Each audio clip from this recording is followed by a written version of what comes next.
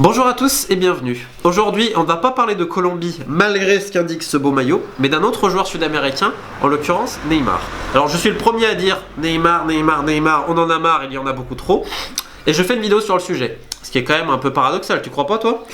Mais je fais ça dans un but pédagogique et de contextualisation afin de permettre de calmer peut-être les hystéries qu'on peut entendre dès qu'un article sort.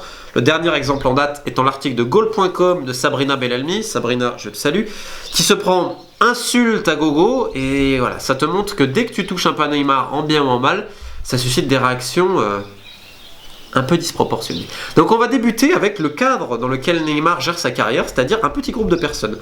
Au centre de tout, il y a le papa. Alors le papa s'occupe un peu d'intérêts sportifs, des droits d'image, mais surtout, le papa est le coach mental du joueur. Le père a une influence mais fondamentale, et souvent on dit oui, il se mêle de ce qu'il ne regarde pas. Alors oui, c'est vrai, quand il se prend un peu pour le directeur sportif du Paris Saint-Germain en disant non mais faut faire jouer lui et lui, ouais, d'accord. Mais de l'autre côté, c'est lui qui a préparé le fils à avoir une exigence, notamment au niveau psychologique et mental. Et d'ailleurs, elle se reflète facilement selon le staff du Paris Saint-Germain cette année, et selon les études un peu psychologiques qu'ils ont pu faire des joueurs, il en résulte que Neymar est le premier pour supporter la pression. Kimpembe d'ailleurs était dans les premiers également.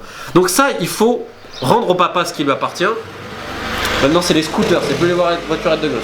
Mais excuse. Donc il faut rendre au papa ce qui lui appartient, ce qu'il a aussi cette influence sur le plan sportif. À côté, il y a un certain Wagner Ribeiro, qui est considéré comme l'agent historique de Neymar, alors très grand agent au Brésil, associé avec le doyen de la profession, Juan Figuer, 84 ans, uruguayen, et toujours bon pied, bon oeil, enfin, pas forcément.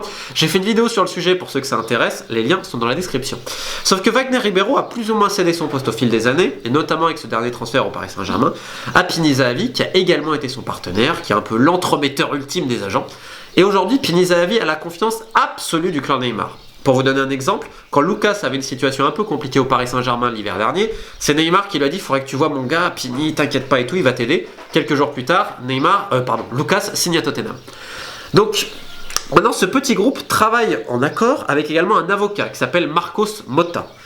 Et chaque année, je dis bien chaque année depuis les débuts de la carrière de Neymar, il y a eu des discussions avec des clubs autre que celui du joueur, notamment mené par le papa, qui c'est vrai pendant un moment, notamment au Barça, les mecs ont dit à ses représentants vous allez le calmer parce qu'il parle avec tous les clubs, là on faudrait s'arrêter. Donc c'est ainsi, et parfois c'est un stratagème utilisé afin d'obtenir une meilleure revalorisation de contrat. On l'a vu il y a 2 ans par exemple, quand il y a eu des contacts avancés avec le Paris Saint-Germain, ça ne s'est pas fait au final, qu'est-ce qui s'est passé? Neymar a pu obtenir certaines primes dans son contrat qui n'étaient pas à l'époque. Donc il y a toujours des négociations avec Neymar. C'est une condition sine qua non quand tu le fais venir. Le Paris Saint-Germain est forcément au courant. Donc ça nous amène au deuxième point. Partira pas et tout. Toute la communication qu'il y a autour, cette cirque absolument médiatique, quand je vous dis, t'as l'impression il va aux toilettes, oh putain, breaking news.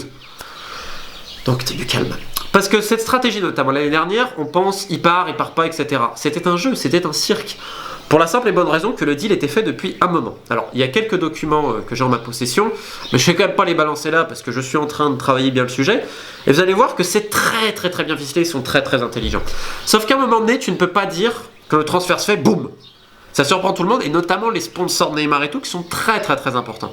Donc il faut commencer à habituer le public. Il part pas. Donc on va semer le doute, on va semer la zizanie. Et là, l'entourage de Neymar, ils sont très bons pour ça.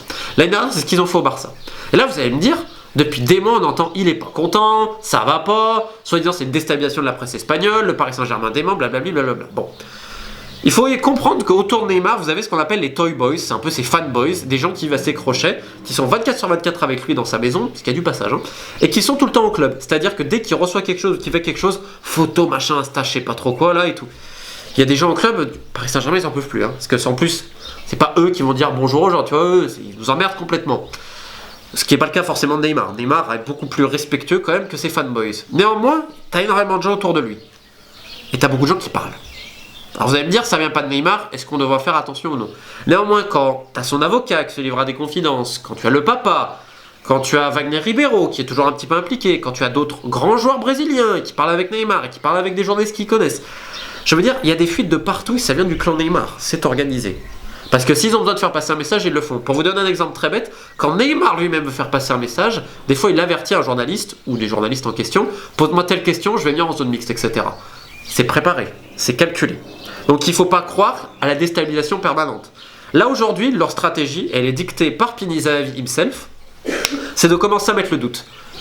à imaginer que potentiellement un jour Neymar va partir et qu'il n'accomplira pas ses 5 années de contrat au Paris Saint-Germain. Ça oui, très clairement. Sauf que tu peux pas le faire de manière trop brutale. Parce que sinon, ça peut faire capoter les négociations que tu es en train de faire. Parce que oui, le rendez-vous du 13 mai entre Florentino Pérez, le président du Real, et Pini Zahavi à l'hôtel Villa Magma, si je dis pas de bêtises, il a existé. Les informations de Goal.com et donc de Sabrina Bellalmi, elles sont totalement bonnes. Alors, ça ne veut pas dire qu'il va partir tout de suite, etc. Pas du tout. Il sait très bien que partir cet été, c'est quasiment impossible, et on va voir pourquoi dans la dernière partie. Même si je pense que ça coule de source. Néanmoins, il faut arrêter. Je veux dire, quand un joueur exprime son mal-être à autant de personnes, et même parfois des journalistes, qui croient au bout d'un moment, si ça vient du principal intéressé. Alors, les raisons sont multiples d'ailleurs, et on a souvent parlé du niveau de la Ligue 1, qui prend trop de coups, blablabli, blablabla, la vie à Paris. Mais il y a une raison aussi qu'on oublie souvent, c'est que selon lui, les mecs ne se battent pas assez. Il trouve qu'il y a un manque de professionnalisme terrible et que l'organisation du club, je cite, c'est de la merde. Et c'est una puta mierda, pour dire exactement ce qu'il a dit en espagnol un jour.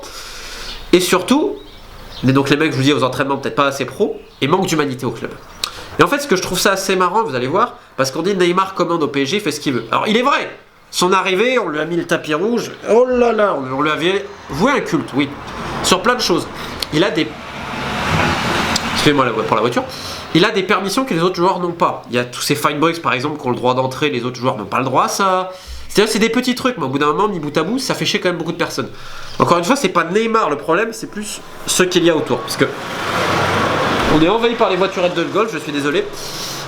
Parce que Neymar c'est un joueur professionnel, c'est un mec qui veut gagner aux entraînements. Ce qui d'ailleurs il ne comprenait pas, des fois il le disait, notamment à Kurzawa, au bout d'un moment il lui dit mais en gros tu perds un match d'entraînement, tu t'en branles.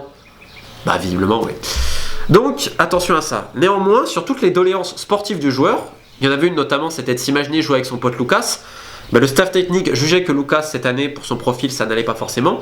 Ça n'a pas été le cas. Si Neymar commandait, je peux te dire que Lucas aurait joué. Le père notamment était furieux de ça. Vis-à-vis de l'entraîneur, quand ils font le rendez-vous au Brésil, quand Nasser vient avec Antero Henrique, Pini Zahavi et Jean-Martial Ribe, le conseiller de Nasser, on parle de plusieurs entraîneurs, notamment Luis Enrique, du sélectionneur brésilien. Alors je vais pas donner son nom parce que je le prononce tellement mal, je préfère pas le faire parce que ce serait un immondice.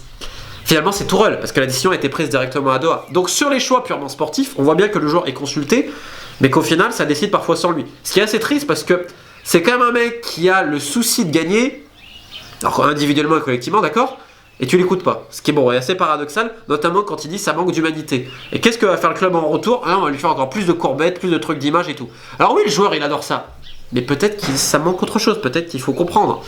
Et ça ils ne le font pas. Maintenant, un départ de Neymar, qu'est-ce que ça représente pour le Paris Saint-Germain ? Actuellement, et ça fait depuis des mois même, il y a des renégociations de contrats avec des grosses marques et d'autres marques internationales, alors j'ai pas les noms, je suis désolé, sont en négociation avec le Paris Saint-Germain pour venir. Sauf qu'ils veulent venir parce qu'il y a Neymar. Or, aujourd'hui, les revenus commerciaux d'un club, c'est clé. Il y a à peu près une dizaine d'années, ça représentait entre 15 et 20% des revenus au total d'un club. Aujourd'hui, on est quasiment à 40%. On voit cet exemple avec Manchester United et avec le Real. Dans une équipe comme le Paris Saint-Germain, où les droits TV sont forcément moindres que pour ces mastodons-là, c'est encore plus important les revenus commerciaux. Donc, dans le cadre du fair play financier, qui est quand même pas force, qui est un peu scabreux, même si je suis pas spécialement inquiet pour le Paris Saint-Germain, faire rentrer d'autres partenaires et afin de promouvoir ta marque à l'international, ce qui est un vrai objectif du Paris Saint-Germain, c'est de devenir non pas seulement une marque footballistique, mais une marque sportive reconnue dans le monde entier. Alors évidemment, ça va pas être les New York Knicks, les Los Angeles Lakers, les New York Yankees tout de suite. Mais il y a cette idée à l'international. On voit Paris qui ouvre des bureaux à Singapour, aux États-Unis, etc. Neymar te permet d'avoir une marque internationale parce qu'il est bankable comme personne d'autre. Donc pour Paris, c'est un enjeu ultra clé aujourd'hui pour la pérennité du club à long terme. Donc un départ cet été déjà au bout d'un an. Tout le monde passe pour des rigolos. Le joueur passerait pour un mercenaire terrible. Son image donc en prendrait un coup. Potentiellement ses contrats aussi. Et surtout pour le Paris Saint-Germain, ça donnerait l'impression d'un club de guignols, littéralement. Surtout pour Nasser, parce qu'il y a eu un audit à cheval sur les mois d'avril et mai. Non, c'était en avril, pardon. Pour savoir ce qui va pas, qui était dit. Bon bref, ce qui était diligenté par Doha, je suis désolé pour tout ça, ce qui était diligenté par Doha donc, et il y a plusieurs points qui ont été mis lors du jour, c'est notamment, mais pourquoi le mec, on lui paye une fortune, on lui donne tout ce qu'il veut, il est pas content ? Parce que je peux comprendre, imagine, tu te mets à la place de Lemire, tu te dis, mais attends, mais c'est quoi le bordel ? Donc, Nasser joue beaucoup là-dessus, il joue très gros, même si au club c'est toujours la guerre entre tout le monde, mais tout le monde va garder son petit poste et ses petits privilèges jusqu'à une nouvelle crise interne, ça bon, personne ne comprend. Je veux dire, quand Neymar te dit, Maxwell, Alves, Cavani, Pastore, Il y en a d'autres, des joueurs te disent il y a un problème d'organisation et que personne ne fait rien, c'est que peut-être au bout d'un moment il faudra les écouter. Mais non, bon c'est pas grave. Ah oui, t'as raison, on va faire ci, on va faire ça, finalement il n'y a rien.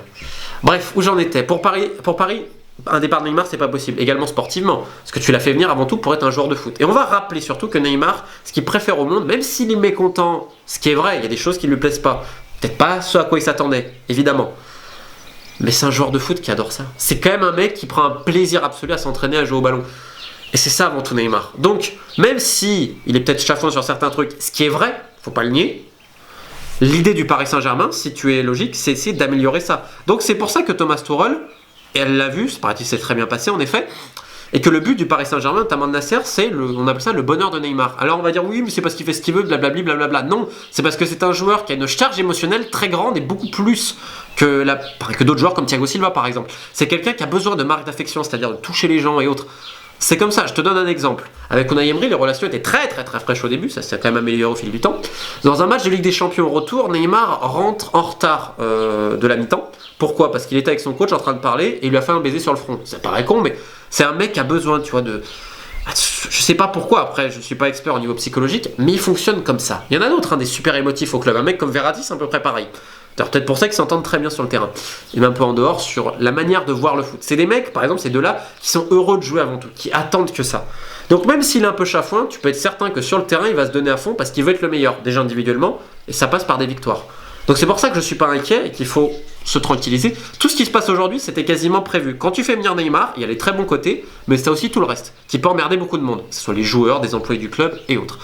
Là, c'est sûr que ça pose un problème pour le PSG parce que plus il y a des rumeurs autour d'un potentiel départ, plus il y a des rendez-vous entre les agents de Neymar et des clubs étrangers, notamment Manchester United aussi, ça avait parlé il y a quelques temps avec Pini Zahavi et le board, bah forcément ça peut impacter les négociations et tout. Donc c'est pour ça qu'on est sur une grille, je pense, à plusieurs degrés pour essayer de bien comprendre les enjeux que ça a. Maintenant, au club, ils se doutent qu'ils n'arriveront pas à garder Neymar pour l'entièreté de son contrat. Je pense même qu'au club, il n'y a pas la volonté de garder quelqu'un qui fait autant de remous en interne, ça très clairement. Mais quand même quelques années pour arriver à ce Graal que Paris fantasme depuis longtemps, qui est la Ligue des Champions. Parce que là, forcément, pardon, la vidéo s'est arrêtée momentanément quand je faisais la conclusion. Et vu que je l'ai tournée plein de fois, je ne vais pas le refaire. Donc voilà, ma conclusion est simple. Je pense que vous avez eu tous les faits plus ou moins en main. Restons calmes sur le cas Neymar. J'espère que cette vidéo a été utile et j'aimerais ne plus en refaire sur le sujet. Parce que bon, il y a d'autres choses, notamment la série sur Sochaux qui arrive très vite. Peut-être un peu de Colombie, d'Uruguay, d'Iran et que sais-je encore. Donc voilà, merci à tous pour votre fidélité. Et si vous avez des questions, n'hésitez pas en commentaire. Ciao!